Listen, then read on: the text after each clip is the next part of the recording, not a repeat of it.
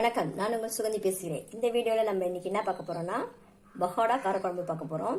வாங்க, அதுக்கு முதல்ல என்னென்ன தேவைன்னு பார்த்துப்போம். இப்போ காரக்குழம்புக்கு தேவையான வெங்காயம், தக்காளி, புளி கரைச்சி வச்சுருக்கேன், மிளகாய்த்தூள், மல்லித்தூள், மஞ்சத்தூள், பூண்டு. இது ஃபுல்லாக குழம்புக்கு.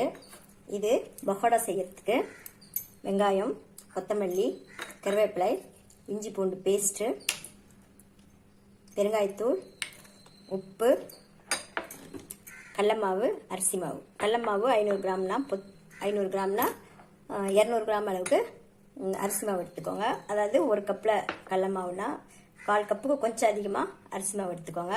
இப்போ எப்படி செய்யலான்னு பார்க்கலாம். ஃபஸ்ட்டு முதல்ல பகோடா ரெடி பண்ணிக்கலாம். நம்ம கடல மாவு, அரிசி மாவு, வெங்காயம் எல்லாத்தையுமே போட்டு கொஞ்சமாக தண்ணி தெளித்து பகோடா பதத்துக்கு கொண்டு வாங்க. கொஞ்சம் வெங்காய பகோடா மாரி இல்லாத கொஞ்சம் மெது பகோடான்ற மாதிரி கொஞ்சம் பெருசு பெருசாக இருக்கட்டும். இந்தமாரி எண்ணெயில் போட்டு நல்லா பொரித்து எடுத்துக்கோங்க.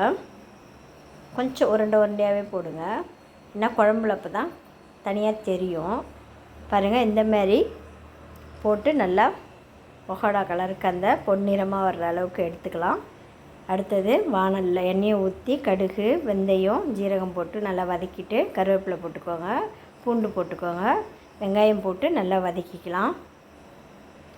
வதக்கிட்டு அதுக்கப்புறம் கொஞ்சம் மஞ்சள்தூள் போட்டுக்கோங்க. அதுக்கப்புறம் தக்காளி போட்டுப்போம்.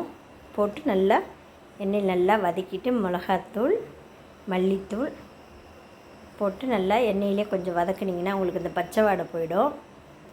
இப்போ வதக்கினதுக்கப்புறம் கொஞ்சம் தண்ணி ஊற்றி கொஞ்சம் கொதிக்க விட்டுட்டு அதுக்கப்புறம் புளி கரைசலை ஊற்றிக்கோங்க.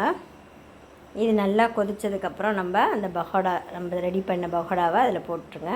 போட்டு ஒரு 5 நிமிஷத்துக்குள்ளே எடுத்துருங்க. அது ஃபுல்லாக அது உறிஞ்சிடும். அந்த புளிப்பு காரெல்லாம். பகோடா குழம்பு ரெடி ஆயிடுச்சு. ரொம்ப ஈஸியான ரெசிபி, உங்களுக்கு பிடிக்கும்னு நினைக்கிறேன். நன்றி, வணக்கம்.